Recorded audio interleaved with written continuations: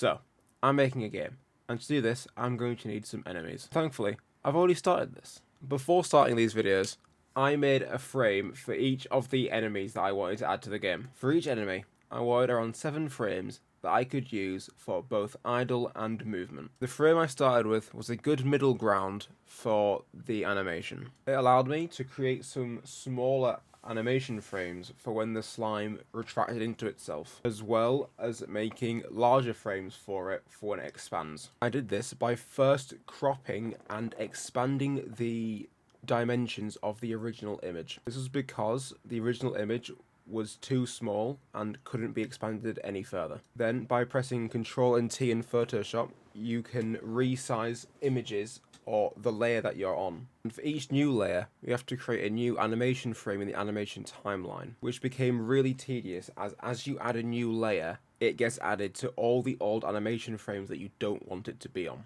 Then we have to export the animation timeline as PNGs so that they can be imported into Unity. We had some issues exporting it with the alpha channel, but after using some setting I'll show on screen, it worked and all of the frames were imported into Unity successfully. Then all of the frames were put into the game and the animator.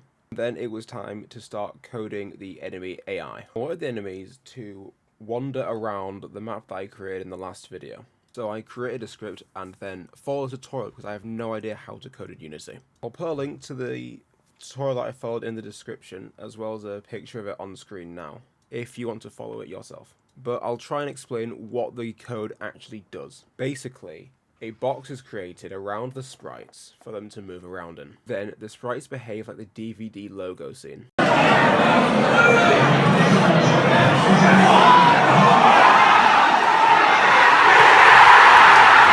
Once a sprite hits the edge of the box, it bounces off it and goes towards another edge of the box. The variables for this are all determined on the game editor scene view. The script was applied to all of the sprites, and all the sprites were given the same box that they could roam around in. Thanks for watching. Come back next time where I finally create my own character to get rid of this green fraud.